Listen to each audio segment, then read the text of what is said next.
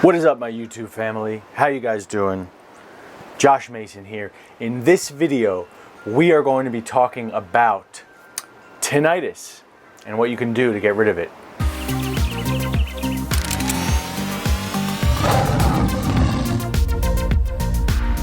Okay, so I want to tell you about my tinnitus story. I had severe debilitating, I shouldn't even say debilitating, that's me being, me exaggerating. The reason it wasn't debilitating is because I had so many other symptoms that were 100 times more powerful and destructive and loud that the tinnitus wasn't even at the top of my list. I mean, I had awful tinnitus, literally 24/7, not 1 second of a break from tinnitus, more specifically in my right ear, but the left ear would come in and out. And that was the only reason I knew I had tinnitus, is because the left ear would go in and out, and then I would be like, oh my God, this is what life is like without this ringing in my ears. Because when I had ringing in both of my ears for days and days at a time, it was like a new homeostasis. It's like asking a fish what's water. So it would have been debilitating had it been the only symptom that I had. But as you know, if you've been a YouTube follower of mine, I had debilitating panic attacks and indigestion and leaky gut and nervousness, anxiousness, depression. So the tinnitus was like a massage compared to everything else.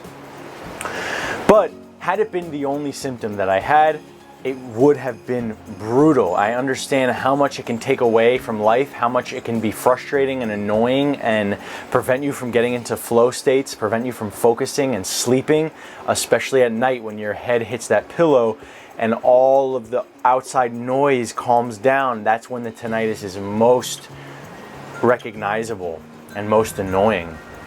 So I want to teach you how I got rid of tinnitus and how I've gotten rid of it for many clients.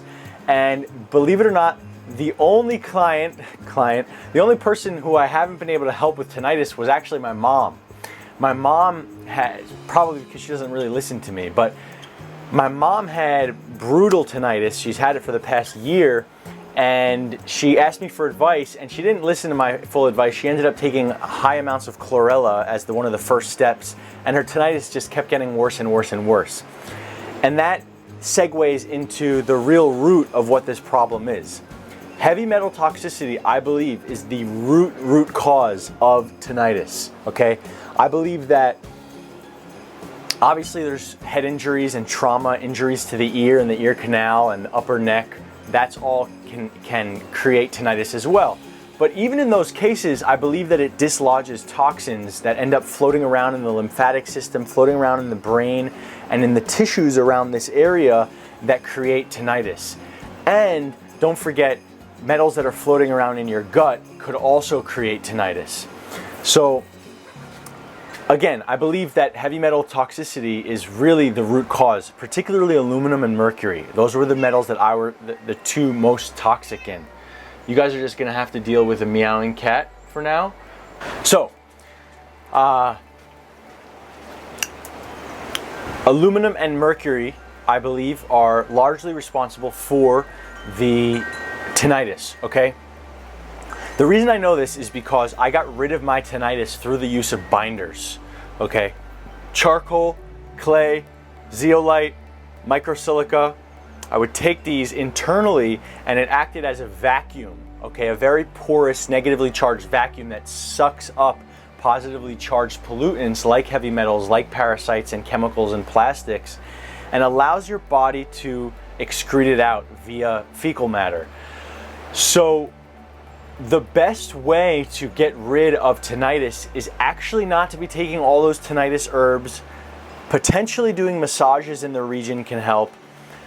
Definitely not doing any chelation, which is what the magic recipe is for all of the forums that you'll read about heavy metal toxicity. Doing things like chlorella, high dose cilantro, wheatgrass, NAC, ALA, DMSA, DMPS.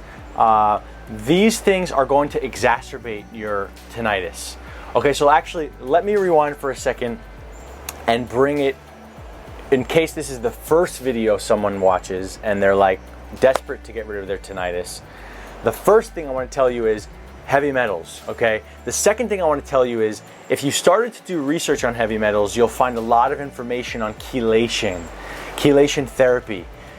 If you don't know about my work, I'm here to tell you that you should not do chelation therapy right away. You should first heal the gut and bind to all of the free-floating toxins that are in your gut before going into the cell and bumping out the mercury and the aluminum and the barium and the nickel and the copper, okay?